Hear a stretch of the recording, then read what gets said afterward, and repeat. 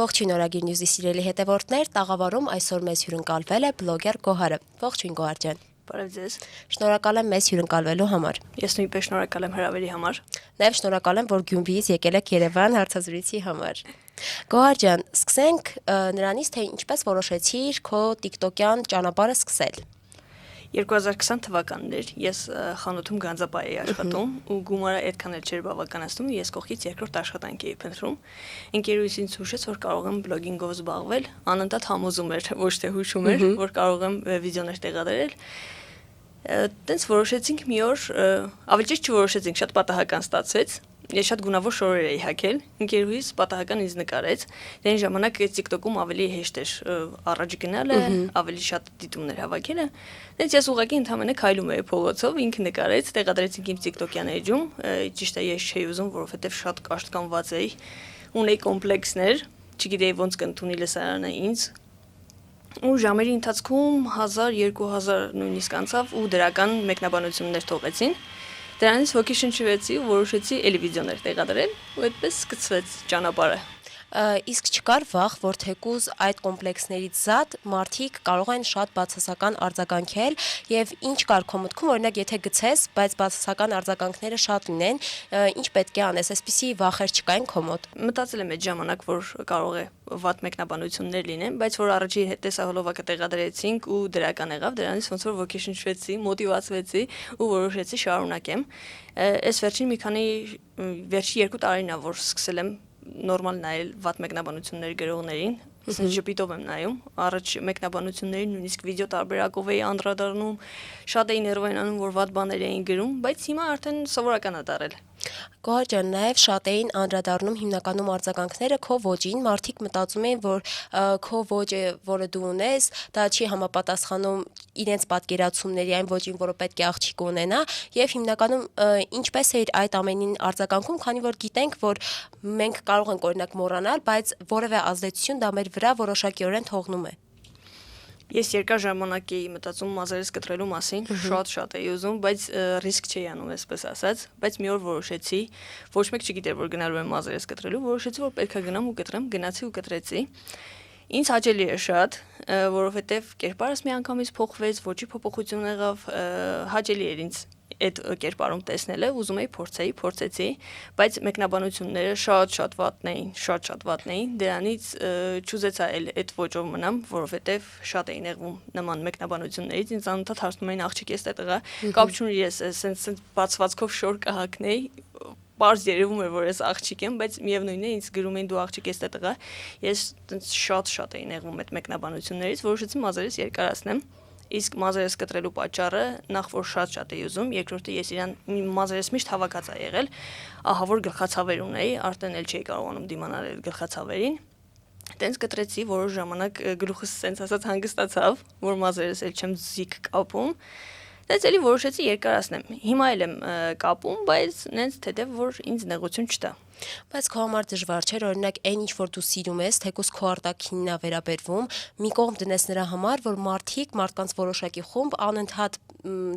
դիտավորյալ կերպով իմանալով որ օրինակ նման բան չկա, դա զուտ սեփական ոճն է, անընդհատ հիշեցնում էին դա մեկնաբանություններում, դա քո համար ճակերտավոր այսպես ասած պարտություն չէր համարվում, որ դու քո սեփական ցանկությունները մի կողմ ես դնում մի խումբ մարդկանց համար։ Պարտություն համարենք, թող լինի այդպես, բայց իմ ընկերները, ընտանիքի անդամները միշտ ինձ ոգեշնչել են, ասել են, որ գեղեցիկ ա, անենց ոնց դու ես ուզում, մի ուշադրություն դարձրու կողքի վատ մեկնաբանություններին, բայց չուզեցա, այդ իմը չէր, չուզեցա մազերս կարճ թողնեմ ու կրկին լսեմ այդ մեկնաբանությունները, ասենց ավելի հաճելի է ոնց որ։ Ես էլ եմ միանում ձեր ընկերներին եւ ընտանիքի անդամներին, ձեզ ամեն ձև սազում է հաստատ։ Շնորհակալություն, համել մի բան ասեմ, երբ որ ես մազերս կտրել էի, ես չէի կարողանում իրանց կառավարել։ Շատ դժվար էր, չգիտեի որ կարճ մազերը պահելը այդքան դժվար է լինելու։ Դրա համար որոշեցի երկարացնեմ, համ ինձ հեշտ կլինի, համ մարդկանց։ Նաեւ ընտանիքդ բավականին մեծ աջակցություն է ցուցաբերում, մասնավորապես մայրիկդ եւ քեզ շատ օգնում է քո վիդեոները նկարահանելու ժամանակ, ինքս շատ եմ սիրում քո եւ մայրիկիդ համատեղ վիդեոները, ինչպես որոշեց, որ պետք է նա այլ մասնակցություն ունենա եւ արդյոք նրա համար էլ դժվար չէր հետագա ուրեմն պատկերացումները ունենալու վերաբերյալ։ Ճիշտ ասած մայրս միջև հիմա վատ մեկնաբանություններին դեռ չի սովորել ու միշտ ուզում է պատասխանի, ես չեմ թողնում, որովհետև պետք չի վատին պատասխանել։ Մեկնաբանություններ գրողները միշտ նենց մարդիկ են, որ ոչ իրանց դեմքն է երևում, ոչ իսկական անուններն է գրած, դրա համար պետք չի իրանց պատասխանել։ Ես չեմ թողնում, որ ինքը պատասխանի, իսկ մայրիկի հետ սկսեցինք վիդեոներ նկարել, դե ես որ աշխատում էի տնտեսական խանութում, շատ քիչ ժամանակ ունեի ինչ-որ հստակ կոնտենտ մտածելու համար, վիդեոներս միշտ նկարում էի առավոտյան, երբ որ աշխատանքի պետք է գնայի այդ ժամանակ, ու ոնց որ սենց էր ստացվում, որ մայրիկի հետ երկխոսություն է լինում, բայց մայրիկին ցույց չէի տալիս, քանի որ մայրիկն էլ ինձանից ավելի շատ կոմպլեքսներ ուներ նկարվելու։ Այդպես երկխոսությունների ընթացքում միշտ գրում էի, որ մայրիկից ցույց կտաս 2021 թվականն էր երևի մարտի 8-ին որոշեցի անակնկալ անեմ ու հեռախոս էի գնել մայրիկին։ Էլի վիդեոն նկարեցինք, մաման մեջքով էր երևում, էլի դեմքը չկար ու էլի կոմենտներ էին, մեկնաբանություններ էին գրում, որ ցույց կտաս մայրիկիդ, որոշեցի ցույց տամ մի օր մայրիկին ու շատ դրական մեկնաբանություններ եկան, որ ոյ, շատ սիրուն է մաման, խնդրում ենք մամայի հետ էլի վիդեոներ նկարեք ու տենց սկսեցինք մամայի հետ վիդեոներ նկարել։ Քանի որ դու անցել ես երկար ուղի, մինչ բլոգինգը նաև աշխատել ես տարբեր, ինչպես դու ես նշում, ունեցել ես աշխատանք սուպերմարկետում եւ այդ փուլերը հաղթահարելը այդքան էլ հեշտ չի եղել, երբ որ դու ուզում ես մի բան էլ համատեղես կողքից, կարող ես որպես այսպես մոտիվացնելու նկատառումներով պատմել, թե ինչպես ես կարողացել այդ շրջանները հաղթահարել։ Ընկերների շնորհիվ երևի եթե չլինի կողքից, որ դու կարող ես, ինչքան էլ դու քեզ հավատաս, պետքա լինի մեկը, ով քեզ ուղղորդի, որ դու կարող ես այդ ամեն ինչը անել։ Ես 5 տարի աշխատել եմ խանութում ու երկար ժամանակ ուզում էի դուրս գայի, բայց չէր ստացվում, ոնց որ համ կապնվել էի, համ չէի կարողանում կտրվել։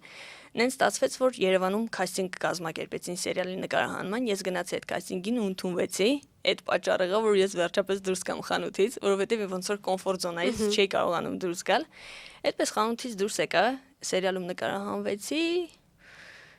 Այդ եղավ ոնց որ պատճառը, որ դուրս եկա։ Միանգամից այդ հարցին անցնենք, այդ սերիալում նկարահանվելու, ինչպես ստացվեց առաջարկը ստանալուց դու ինչ զգացիր ու ընդհանրապես հեշտ էր այդ ամեն ինչը, որովհետև մինչև դա փորձ չունեիր, միանգամից արդեն կարողացար նկարահանումների գնալ։ Ինձ անընդհատ ասում էին, որ կողքից դիմի քեզ հաստատ կվերցնեն սերիալում, բայց ես գիտեի, որ առանց փորձի հնարավոր չի ինչ-որ բան, բայց ասեցի լավ փորձեմ։ Էլինա Արշակյանի քաստինգին էի մասնակցեցի ու տենց որոշեցի, չգիտեմ ոնց ստացվեց, ես ընտրվեցի այդ ամբողջ մարդկանց մեջից։ Խանութում էի, երբ որ զանգեցին, ասեցին, որ ընդունվել ես, չգիտեմ, լացում էի ուղղակի, ասում էին ինչ ա եղել, չէի կարող ասել, որովհետև տենց ուրախությունից չէի կարող արտաբերել, որ ինձ ընդունել են սերիալում ու ես շուտով նկարահանվելու եմ։ Տենց շատ լավ էմոցիաներ էր։ Ու երբ որ հետո սերիալում նկարվեցի, սկսում էին էդիտներ անել այդ սերիալի բանով, ինձ շատ լավ էի զգում, բայց հետո հասկացա, որ ես չեմ ուզում, քանի որ Գյումրիից Երևանում չէի ապրում այդ շրջանում, անընդհատ գնում գալիս էի, դժվար էր։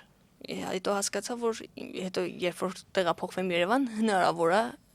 էլի մասնակցեմ քաստինգների, բայց հիմա չեմ ուզում։ Բայց ընդհանրապես ինչպես էր այդ process-ը, դու քեզ զգում էիր տվյալ դերում եւ տվյալ դերակատարումով, այս քեզ որն էր ավելի շատ հոգեհարազատ բլոգինգը, թե դերասանական կարիերան։ Երկուսն էլ հոգեհարազատ էին, ճիշտ ասած, սերիալից դերը ինչու էր հոգեհարազատ, որովհետեւ Գյումրեցու կերպար էր, դժվարություն այդքան էլ շատ չկար։ Ես խաղում էի Լուսինե Կիրակոսյանի հետ, ֆանտաստիկ դերասանուհի էր, շատ ցավում եմ, որ մահացավ։ Շատ հավես էր իր հետ աշխատելը, այնտեղ կողքից լիքը դերասաններ կային, որ խորհուրդներ էին տալիս ու ասում էին ոնց ինչ պետք է արվի ու հեշտ էր, հոգեհարազատ էր ինձ, բայց հիմա որ առաջարկ լինի, երևի մերժեմ։ Բայց հիմնականում ֆիլմերում նկարահանվելը ունի նաև մի փոքր բացասական կողմ, երբ որ կերպարներին միշտ վերագրում են, կապում են իրար հետ նաև իրական կյանքում, ինչպես է իր արձագանքում այդ ամենին, քանի որ ինքս էլ հիշում եմ, որ բավականին լայն տարածում էր ունենում Instagram-յան եւ TikTok-յան հարթակներում տարբեր էդիտներ ֆիլմի հատվածներից։ Հա, ինձ անընդհատ ասում էին նանեն դուրսը որ տեսնում էին, իմ իսկական անունը չգիտեին, իսկ մենակ նան էին ասում։ Ճիշտ է, դրանից այդքան էլ վատ չէի զգում, որովհետև նանեն շատ համեստ, խելոք, սովորող կերպար էր, դրա համար ինձ այդքան էլ վատ չէի զգում, որ նան էին ասում։ Հետո ժամանակի ընթացքում, երբ որ այդ ամեն ինչը մի քիչ մարավ, նոր սովորեցին, որ ես Գոգն եմ, ոչ թե նանեն։ Նաև դու Instagram-յան քո կոնտենտը չես վարում որպես մեկ ուղղությամբ, դու ուղղությունները փոփոխում ես եւ ֆորմատը այնպես ես անում, որ հետաքրքիր դարձնի, մեկնարկում ես չելենջներ, տարբեր կավագործության վերաբերյալ հոլովակներ ես դնում, որն է քո բլոգի ընդհանուր տենց գլոբալ գաղափարը, որը դու ցանկանում ես առաջ մղել։ Սկզբում միայն զվարճալի մարդկանց ժպիտ պարգևող, այսպես ասած, ուրախացնող կոնտենտ էր, բայց հետո որոշեցի, որ կարելի է այն ինչ որ մոտիվացնել մարդկանց, մեկը հենց այս չելենջի մասը, ես անընդհատ մեկնաբանություններ եմ ստանում, որ մարդիկ մոտիվացվում են ինձանից ոգեշնչվելով վարժություններ են անում, գրքեր են սկսում կարդալ, ես վերջ 2 տարին ա որ սկսել եմ գրքեր կարդալ եւ որոշել եմ իմ Instagram-յան էջում իմ կարծիքները թողնել գրքերի վերաբերյալ ու հասկացել եմ, որ դա ամենաճիշտ որոշումներից մեկն էր, որովհետեւ ինձ երբ որ թեկուզ անծանոթ մարդիկ դրսում իրական կյանքում տեսնում են, հարցնում են, վայ, ես ինչ գիրք ունես, եթե հավանել ես դու կարող ես մեզ էլ տալ կարդալ, ես մեծ սիրով մարդկանց իմ գրքերից տալիս եմ, ուղղորդում եմ, որ իրենք կարդան, որովհետեւ կարդալը շատ մեծ հաճույք է։ Բայց մարդիկ կան, որ օրինակ լսել եմ լիք արտահայտություններ, ինչքան փորձում եմ կարդալ, չի ստացվում, չեմ կարողանում կենտրոնանալ։ Ինչը ձեզ օգնեց, որպեսզի 2 տարի ավելի մոտիվացված կերպով սկսեք ընթերցանությամբ զբաղվել, ինչն էր, որ մարդուն օգնում է ավելի կենտրոնանալ։ Դա գրքից է կախված թե մարդու մտքերից։ Համ գրքից, գիրքն էլ համ գրքից, համ մարդու մտքերից ինձ մի հատ աղջիկ իմ գոլեգաներ ինքը ուղղորդեց որ ես կարդամ, նախ ես բլոգ էի վարում, բայց այդքան էլ վարժ չէի խոսում, ճիշտ է հիմա էլ այդքան դες նորմալ չեմ խոսում, ոչ թե նորմալ, այլ բառապաշարս ոնց որ շատ չհերիկի, դրա համար ես որոշեցի գրքեր կարդալ ու գրքեր կարդալուց հետո ես հասկացա, որ իմ մոտ մեծ փոփոխություն կա ու որոշեցի, որ չէ, ես պետք է շարունակեմ ու ինքնակրթվելը, երբ որ դու կարդում ես գրքեր, դու սկսում ես աշխարհին լրիվ ուրիշ աչքերով նայել։ Դա շատ լավ է, իսկ ովքեր որ չեն կարողանում կարդալ, պետքա ճիշտ գիրք ընտրեն, որ հենց առաջին 2 տողն էլ կարդաս, միանգամից քեզ գրավի այդ գիրքը ու շարունակես կարդալ, եթե մի գիրք կարդացիր, մնացածը արդեն ոնց որ վարակովի լինի, կշարունակես կարդալ։ Նաև դուք կավագործությամբ եք զբաղվում եւ ձեր աշխատանքը ներկայությամբ նաև կապված է դրա հետ։ Մի փոքր կխոսեք ինչպես սկսեցիք այդ հոբին դարձնել արդեն որպես աշխատանք։ Կավագործությունը ընկերուհուս մտածած բիզնեսն է, իր բիզնեսն է։ Մենք իրար շատ ժամանակ ենք անցկացնում, քանի որ ինքի նաև իմ տնօրենն է։ Միասին ենք աշխատում։ Երբ որ ես տեսա, մի անգամ մասնակցեցի կավագործության դասընթացի ու հասկացա, թե ոնց է մարդուն հանգստացնում եւ որոշեցի, որ պետք է շարունակեմ, դե քանի որ բիզնեսը արդեն կար, ժամանակ շատ կարող էի տրամադրել կավագործությանը, որոշեցի հենց զբաղվեմ կավագործությամբ, որովհետև այդ շատ է հանգստացնում մարդուն։ Նաև դու ինչպես սկզբնական շրջանում սկսել էիր, որպեսզի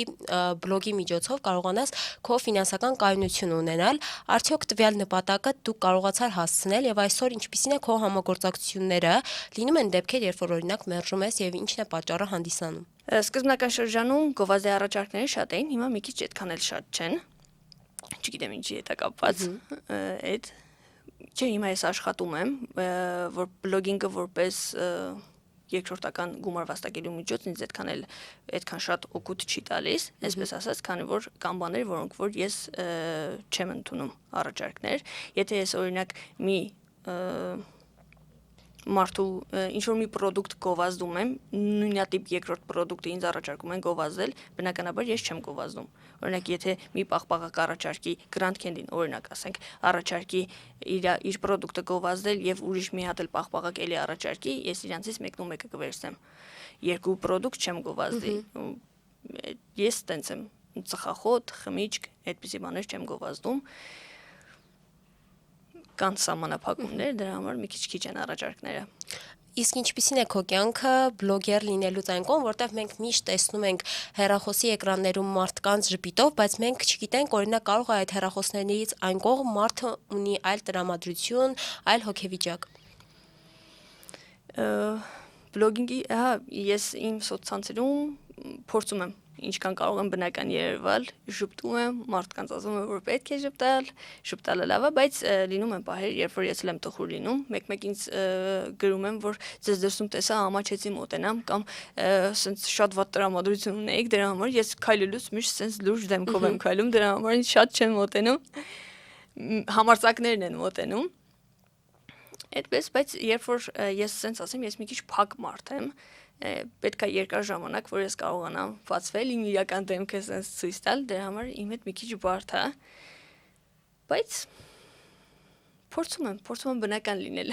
Իսկ միգուցե դա ավելի շատ պաշտպանողական ռեակցիա լինի, երբ որ դու գիտես, որ քեզ ճանաչում են մարդիկ, դու չես կարող, չգիտեմ, օրինակ ինձ այդպես է թվում, երբ որ իմանում ես, որ կողքինները ճանաչում են, դու չես կարող լիաթոք լինես, օրինակ ուրախ կամ այնպեսի ինչպեսին կաս, որովհետև միշտ մարդիկ կարող են տարբեր կերպ ընդունել քեզ։ Չէ, օրինակ ես որ sense լուրջ կանգնած լինեմ, ինձ հաճախակի երեխաներն են մոտենում, հաճախակի երեխաները մոտենան, ուզեմ ցանկանան նկարել, ես միանգամից իմ տրամադրությունը փոխում է, ես ուրախանում եմ, լավ եմ զգում դրանից, որ մարդիկ ինձ ճանաչում են։ Չէ, նորմալ եմ ընդունում դա։ Ուղղակի առօրյա խնդիրներից կարող ես տրամադրություն չունենալ, բայց երբ որ բլոգ ես վարում, ճիշտ է, ես կյանքի տխուր կողմներն եմ ցույց տալիս իմ բլոգում, մենակ ուրախ կողմերը չէ, բայց միշտ չի որ կարող ես ուրախ լինել։ Բլոգերի կարիերան բոլորից թվում է, որ ունի միայն դրական հետևանքներ, բայց ինչպիսի ազդեցություն է այն թողել քո կյանքում, եթե հետ գնայր, նորից կսկսեիր, օրինակ, նույն գործունեությունը ծավալել։ Քեզ համար ընդհանրապես ինչ ազդեցություն է ունեցել կյանքումդ։ Կսկսեի նույն ինչ որ արել եմ, նույնությամբ կթողնեի, ոչ մի բան չէի փոխի, քանզի բլոգինգը ինձ դրական փոփոխություններ շատ ա տվել։ Ես շատ կոմպլեքսավորված մարդ եմ եղել։ Իսկ հիմա այդ կոմպլեքսները բավականին անցել են։ Ես առաջ չէի կարողանում կամերայի դիմաց sense կանգնած հանգիստ խոսեի կամ ինձ նկարեի, բայց հիմա այդ ամեն ինչը անցել է։ Ու մարդկանց վատ մեկնաբանություններին կամ առհասարակ կողքից երբ որ ինչ-որ մեկի իմ մասին կարծիք էր թողնում, ես շատ էի մտածում էի, որ վայ փոխվեմ, որ հանկարծ մարդիկ ուրիշ բան չմտածեն, իսկ հիմա առհասարակ չեմ մտածում մարդիկ ինչ կմտածեն իմ մասին, անում եմ նենց ոնց ինձ է հարմար, ինձ է ավելի կոմֆորտ։ Բայց այդ կոմպլեքսները իրենք ինչից են եկել, այսինքն քո մոտ դա ինչից է ձևավորել, որն է եղել այն սկիզբը, որ կհիշես, որ քո մեջ այդ կոմպլեքսները սկսել է արմատավորել։ Չեմ հիշի, որովհետև 5 տարի առաջ ես որ համեմատենք, ես լրիվ ուրիշ մարդ էի, հիմա լրիվ ուրիշ մարդ եմ, իրականում մտածում եմ, որ շրջապատը կարող է մեծ ազդեցություն թողնել մարդու վրա, շրջապատը, ժամանակների փոփոխությունը, այն ժամանակ ես առհասարակ լրիվ ուրիշ ձև էի մտածում, հիմա մտածելակերպը փոխվել է։ Նաև ինչ խորհուրդ կտաս այն մարդկանց, ովքեր ունեն կոմպլեքսներ եւ փորձում են հաղթահարել դրանք։ Խորհուրդ կտամ, որ լսեն իրենց ներքին ձայնին, իրենց սրտի ձայնին, որովհետև դիմացինի կարծիքը այսօր կարող է այլ է, վաղը այլ կլինի։ Դրա համար պետք է անես քո սրտի ուզածը, այն ինչ որ քեզ հոգեհարազատ է։ Եվ եթե ամփոփենք, ինչպես ես պատկերացնում քեզ 5 տարի հետո, ինչպիսի զարգացումներ կունենան քո կյանքում։ Ոյ, չեմ կարող այդ հարցին պատասխանել, բայց այն ինչ նպատակները, որ ես հիմա ունեմ, վստահ եմ, որ 5 տարուց կիրականանա։ Դե ինչ Գոհար ջան, շնորհակալ եմ նման անկեղծ եւ հետաքրքիր զրույցի համար։ Ես նույնպես շնորհակալ եմ։